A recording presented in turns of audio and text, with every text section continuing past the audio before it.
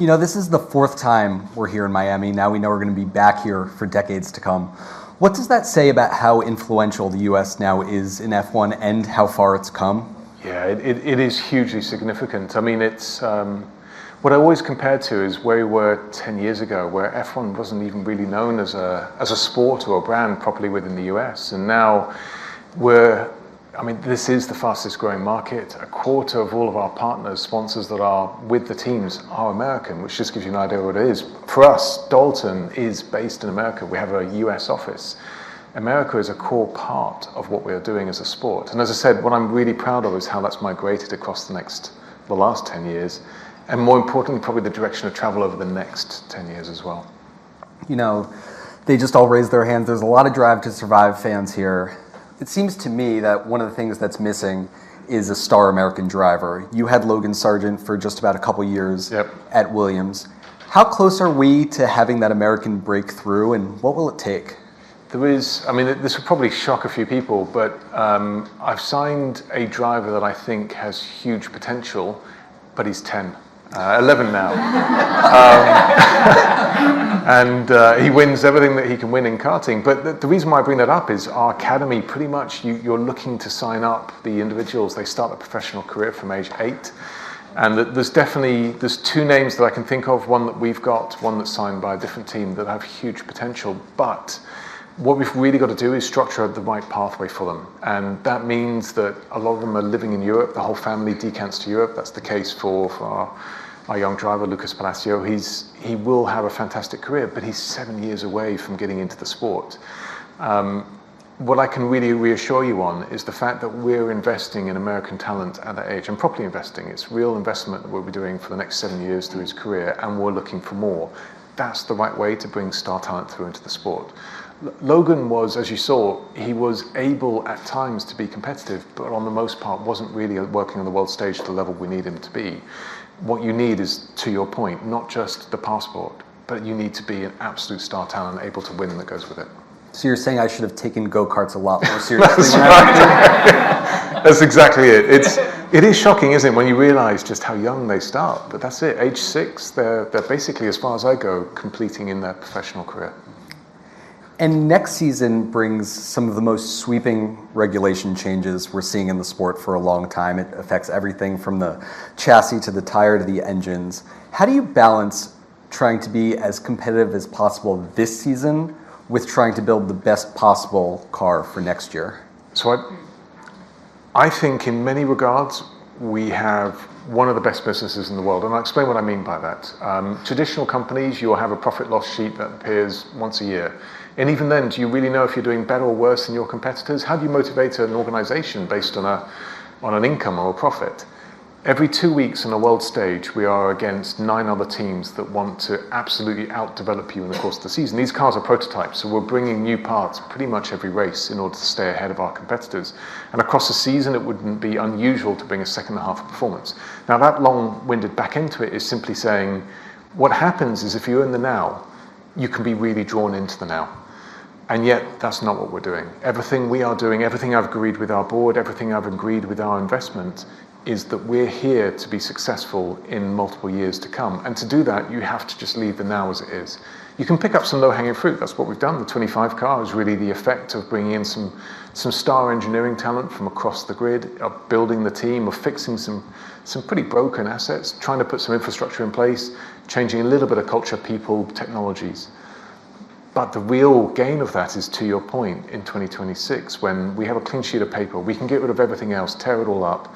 There's not a single carryover component, not even a bolt will carry over. Everything is designed from scratch again, and it gives us an opportunity. So here's how I balance it. I joined Williams to win world championships and multiple world championships. Simple as that. And the agreement I have with the board is that's why I'm here. And what it means is we can't be drawn into the short term. And so we have various adages that I've put in place across the organization. One is, don't add a 10th today if you can add a 10th tomorrow. A second is that break everything, really break everything. And that breaking of everything will hurt us short term, but will give us some massive gains long term. And it's really institutionalizing the organization to be culturally different to how we've been thinking before. This isn't survival. This isn't about next week. This is about there will be some problems, but what can you bring in 1 year? And I'll give you 1 year where I'll protect you, but what can you bring in a year? So that's how I balance it. That said, when the lights go out, I get as wanting as anyone else to score points. So it's not that I miss the desire to do so on a weekend, but it's a focus on the long term. As you said, you're starting from scratch, not a bolt. When you're leading an engineering team, where do you even start that process of, is it just a whiteboard? Is it a bunch of guys around a conference table? What does it look like of just really starting from zero again?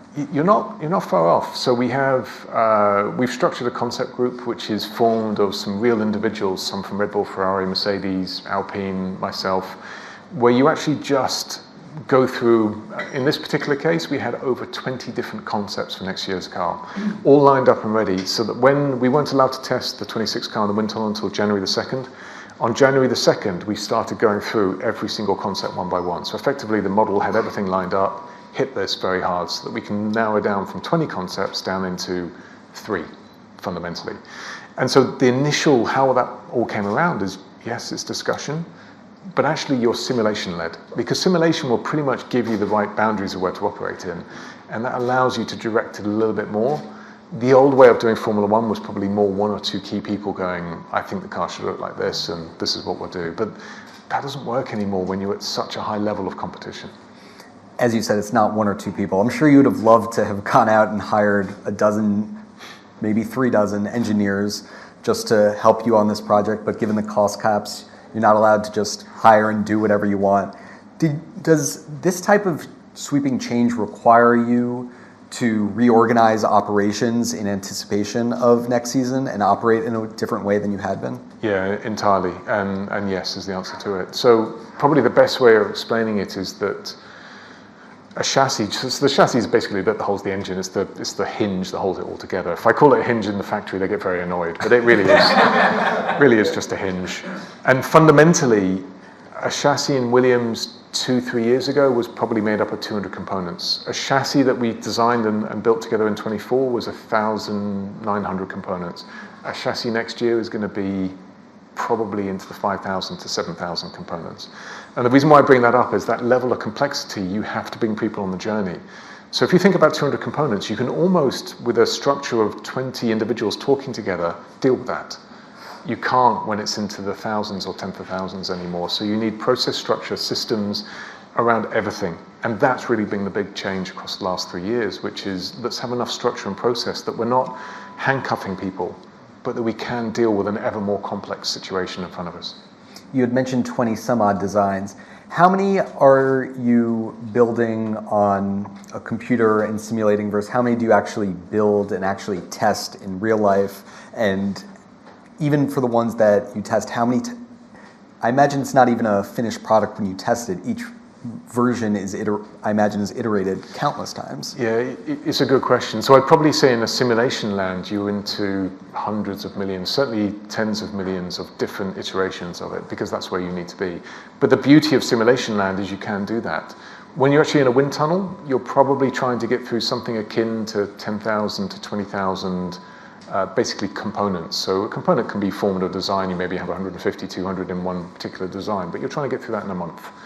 So then you iterate through that, and the real bits that we produce, you produce the final design, and you produce about 3 or 4 of. And that's again what makes our business a little bit odd, but I love about it. We'll come up with a design, we'll only produce 3 of those, 3 bits of bodywork, 3 front wings, 3 rear wings, because you want to iterate so quickly that you're producing the next 3 of a completely different design. If you over-spec and overbuild of one particular type, you've wasted money. And we all know that these regulation changes have a habit of reshuffling the pack when they happen. How different do you think the standings might look next year, given that you're in this arms race to figure this out, so are all of your competitors? How different will fans, when they look at the table next year, see it? Well, I'm counting it being different. That's why we're investing in advance. So in some ways I'll be saddened, because actually what I like about the grid this year particularly is I've been working in the sport 25 years. This is the closest we've been by a long way. It's a second separating your 20th car down to your first car. And if you get it just slightly wrong, you can be, in our case, 6th or 15th, and that's separated by a 10th. And I quite like that. It really keeps you on your toes. And I think realistically next year the grid will expand. And it will expand for good reason. There's at the moment probably 3 or 4 teams at the front of the grid, one of which may have been in the room beforehand. They're fighting for a championship. I'm not. I'm okay if we finish 5th, 6th, 7th. I'm okay with that as long as we are hitting our KPIs on next year's car. And so that challenge is different up and down the grid. My resource bucket is going into next year. Many people's will go into trying to split between the two. Many people will go into, I want to focus on this year because I've got too many problems and I've got to understand them before I can develop next year's car. So that would create a natural shift and expansion in the grid. And to your point, this is probably the biggest regulation change we've ever had. We haven't changed the power unit to the extent we have and the chassis to the extent we have ever before. And that will throw some spanners in the works. People will get it right and people will get it wrong. And so the grid will expand out as a result of that. And I won't ask you to predict them, but inside, do you have an internal sense of how it might change based on how you see both yourself and competitors allocating resources of this year versus next year? Even that doesn't really tell you the case, because every week you're trying to do 1,000 decisions to lead you in the right direction. You're trying to outdo your rivals in terms of development slope. But just because you start earlier, maybe your slope, for infrastructure reasons, wind tunnel reasons, maybe you've taken the wrong turn, is 20, 30% lower than someone else's. So it's still a race, an arms race to catch up. I'm just loading the probabilities in our favor by giving ourselves the maximum amount of time, the maximum time investment. And I imagine you've had a lot of cups of coffee, maybe some sleepless nights dealing with this over the last year or so. But does the engineering nerd in you at your core get kind of pumped when you have to go back and start at zero and build something brand new? 100%. Yeah, I love that our sport is the last few milliseconds worth of development, but what I really enjoy is this. It's watching, in this case, probably within our design team, 200 people working together on how we can do things completely different. So you're not contained in the same box anymore. Completely think different, think in a almost illogical way, bring some silly ideas to the table. But that, in my experience, is far more rewarding and enjoyable as an end solution because you're not constraining yourself anymore. And that, I don't know if it keeps me awake. The things that keep me awake are, what more can we do? What haven't we thought about? Where are we going in this? Which can happen whether you're in a current year or into a future year. And I'm not saying this is a strength of mine, I think it's a weakness, but I'll wake up at 3 a.m. and have a thought, and that thought can be really bad or fairly good. But that's just how my body reacts, and that definitely happens more in a cycle when we're going to a new regulation set. I can tell you when I'm up at 3 a.m., it's definitely only bad thoughts. That's right. And you mentioned, these milliseconds making such an enormous difference. You've managed to break into the top half of the standings this season. And how brutal is it when things are that scrunched? And in terms of that, and what does it take to stay there when things are that tight? I relish it and I enjoy it. I like the challenge that comes with it. So I'm a firm believer that all of us fail every day. I fail every day. But when you fail, it's painful. When you fail and learn something and then teach others from that failing, I've become the strongest I ever have before. So when it's this tight, you're going to fail more rapidly. There's absolutely, we scored points in 4 out of 5 races. I can guarantee you we should have scored in 5 out of 5.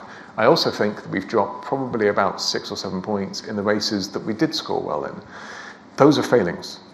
And if you treat it as a negative, you're not really going to have a positive reinforcement from it. But actually, if you go to each one, which is what we have as a culture within the team, of what can we learn from this and what would we have done differently in the future, which will impact on our future scale, that helps you become a much stronger entity. And the closer it is as a grid, the more you can learn from that, the more it will happen as a result of it. So I enjoy that. I'm weird that way. I just enjoy the punishment that you get from it because it stays with me.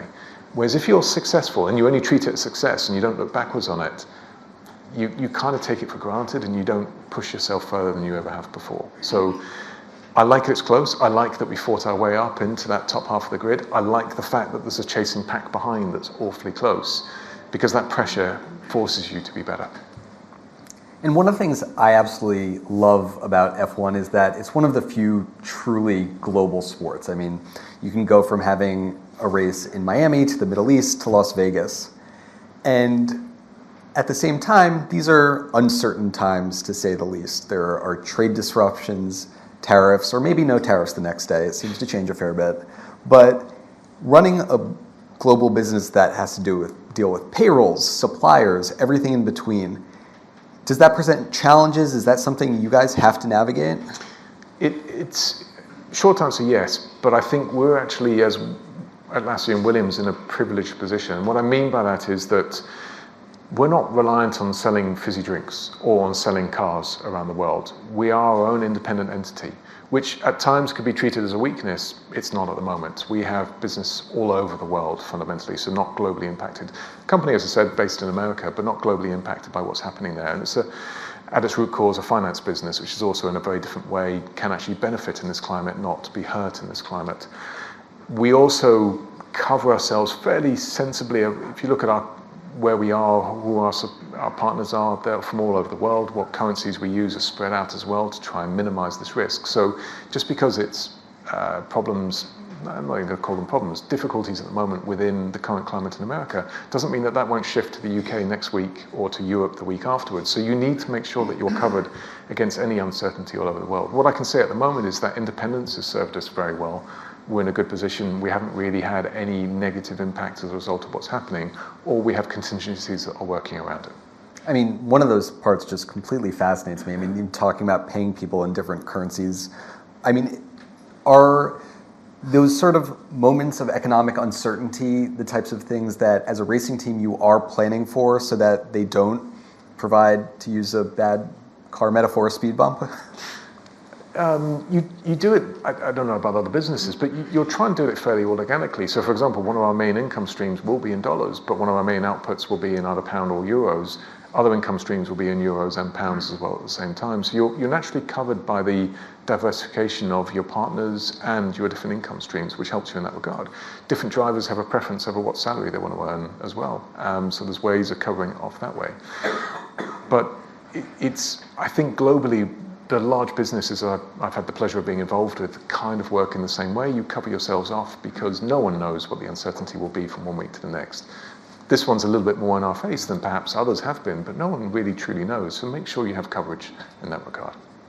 Yeah, no, it's just fascinating to think about because I sometimes think we don't think about how these things might touch sports, but you know, everything from workers to everything that it touches it in a remarkable way, and F1 has such a different footprint than, say, so many of the sports we're used to here, where you know the NFL might go play a game or two overseas, or so on and so forth, or have a handful of players overseas. But F1 is truly across continents. And I think that's the point. You've hit the nail on the head there. We race in 24 different races, but I think I haven't got the exact number in my head, 21 different countries. So the result of that is probably a little bit less than actually 3 in the US, so probably 18, 19 different countries. So we're covered, admittedly a lot of those in Europe as well, 7 or 8 in Europe, but the point behind that is it is truly global. There is no one center that you can base yourself in. To that point, you could live in a number of countries and still not be infected because it's still the same distance to travel between all of those, and proof of that is drivers live all over the place, fundamentally.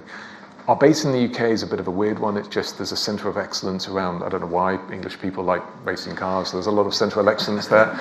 But ultimately, it doesn't need to be, and that's what you can see new entrants are going to be based a little bit more all over the place are proving as the result of it. But you're spot on. We are truly global in every sense of the word. We are 70 million viewers, and when you look at the viewer base, it is literally spread across the world. And that's what I enjoy about our sport. It is no one particular base or structure that allows you to be focused on one place. It's true we have 3 races in America for good reason, and they're crown jewels. Miami is, I think in the time I've been in sport, this will be the busiest race we have ever done, full stop, and for good reason. It's incredible here. It's got the cultural, the business now, and it's got the spectacle with it. That's why it's a crown jewel of what we're doing.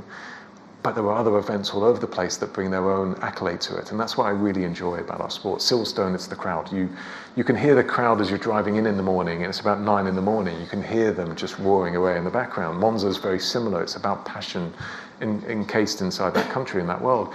Abu Dhabi and the other Middle Eastern countries, they're about the spectacle that happens at the end of the race. The fireworks go on for about 20 minutes. You don't want them to go on for 20 minutes, you can't hear yourself. But the point I'm trying to make behind it, everyone's making it their own, and it is truly global, and it is fantastic. I'm sure it's like picking your favorite child, but do you have a favorite race weekend in terms of all these destinations? The good news is I only have one child at the moment, so I can pick one. It really depends what you're looking for. So, for example, you're going to say I'm biased because we're based in the UK, but Silverstone, when you take your headphones off on the pit wall, I can tell you if there's been a crash or an overtake 2.5 kilometers away on the circuit because people are screaming at the top of their lungs. There is just this deep passion buried in England, perhaps, again, from the fact it's been there for a long, long time. That's what makes Silverstone different.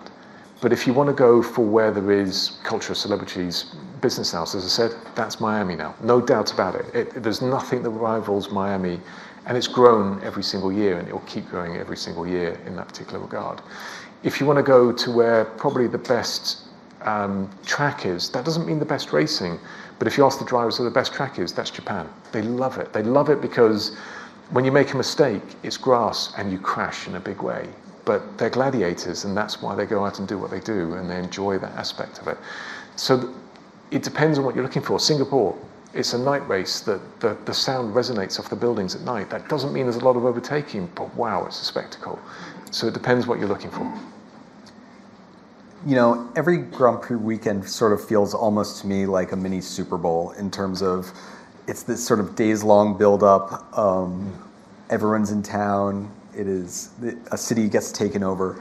If you could change one thing about one of these weekends in terms of whether it's the logistics, the structure, if it's that you didn't want to have to talk to people like me, what would you change about one of these weekends? Yeah, no, the last one for sure. No, it's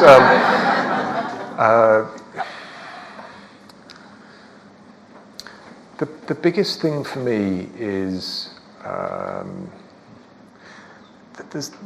so I'll tell you the things that I want to keep.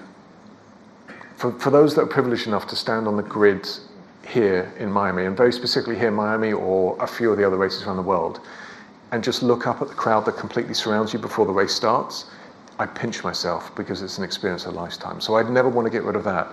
But I'd almost want all of you to be able to experience just a little bit of it, bottle up that emotion and give it to everyone. And we can't. It's really quite exclusive in terms of what goes there, but it's providing just a little bit of emotion to the rest of the world would be what I would try and change. Now, it's hard to do because you want that exclusivity element.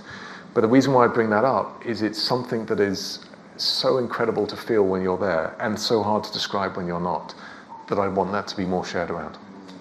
You had mentioned the sound reverberating off the buildings. How much is that sound when you're down there, just the feeling it shaking in your bones? How much of that is part of that experience? But it literally is that. So because it's being driven by so many different things. You have 20 cars firing up at different times. We fire the car up to effectively bring the temperatures down on it.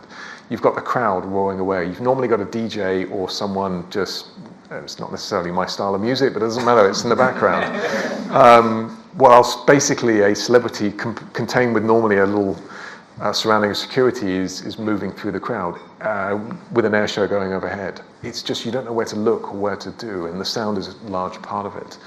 And yeah, the cars are quieter today, but the entertainment isn't, and that's what I enjoy with it. I'd love to open it up in case anyone here has any questions. I know there's some mics floating around. Thanks so much for joining us. I'd like to ask you a question about talent management. It's a topic that a lot of folks in this room think about. And for you, it must show up in an interesting way because you have these extremely high-profile kind of global superstar racers who, you know, sometimes in the heat of the moment after an event can be quite outspoken about the performance of the car or whatever else.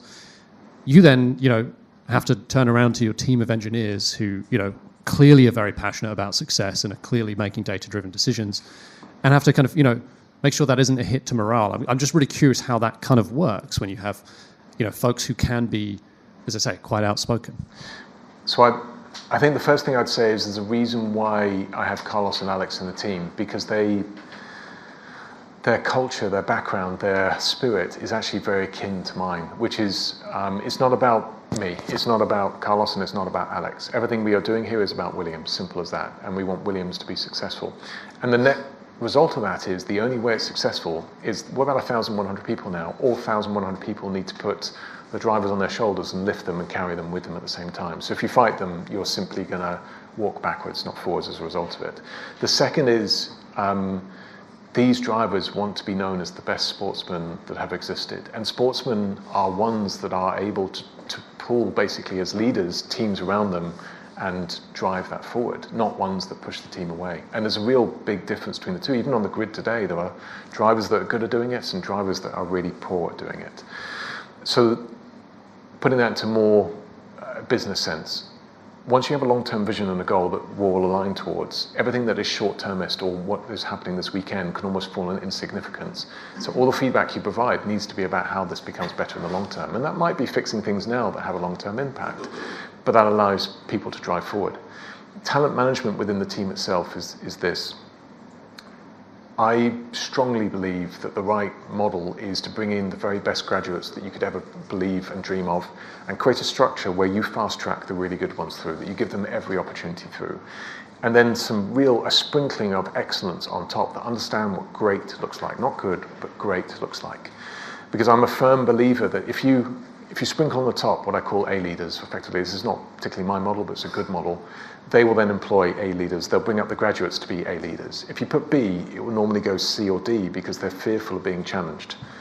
This shirt is something I'm wearing today, but it's my responsibility to bring Williams into a better place and then hand this shirt on to someone else in the future. And if all your leaders adapt and believe in that as well at the same time, you will push through the very best and brightest that will go through your organization. You'll leave it in a better state. There's always a role for you. You don't mind being challenged. In fact, your best leaders are the ones that are challenged daily, that have people far more intelligent below them. And you'll always hear me publicly say this, I'm not the most intelligent person in Williams. There are far better people than I am. I'm good at pointing us roughly the right way and structuring us, but it's the intelligence of others that will drive us forward. And that ethos works with our drivers at the same time. So our talent management recognize that. We invest in them, we invest in their future. They invest in future generations in the same token behind that. And they're not fearful of being challenged by that, and that creates this growth that we're looking for. Hopefully that helps a bit. Hello, how are you? Hi, I'm very good, thank you. Good. I'm a brand marketer, and I'm interested to understand your perspective on Williams is a brand in and of itself, but also your drivers are their own individual brands. How do you ensure consistency while also ensuring individuality? Yeah, they're good questions. So the brand of Williams is what attracted me towards it, because there are very few teams on the grid that I think are synonymous with Formula One, and I think Williams is one of those. We still to the day have the third most championships in the sport. Yes, we haven't been successful for the last 15, 20 years, but we're on the pathway back up again. And you can't build that up. I was privileged enough to be a part of Mercedes, which was, for a period of time, the most successful team by a long way. But for me, it still didn't have the brand attachment that I have within Williams, because it's been there for near 50 years. We'll celebrate that in a few years' time. And it's just got some of the best memories I have of the sport still attached to it. So that's Williams as a brand. My job now is to a certain extent, reinvent that. I don't want to just pull on the strings of our heritage, because that's not us today. We have to accept and acknowledge that that was our past. But I want to do proud to what Sir Frank Williams put in place and move it on from where it has been over the last few years. So it's about using the brand and building on the brand in that regard. And the drivers that we have at the moment, apart from the fact that I pay their salary, but the drivers we have at the moment, in the case of Alex and Carlos had the choice of going to 5 teams on the grid. But actually what really attracted him is A, what we're doing, the investment we're doing, the direction we're taking. But he wants his name, as I do as well, to leave his fingerprint on the sport. That's why I'm in Williams. I want to leave it in a better place. I want to leave my fingerprint effectively in this team. Carlos wants the same. He did that really well with a number of other teams on the grid. They all became more successful, but he left almost at the point where the success took over and he could have won.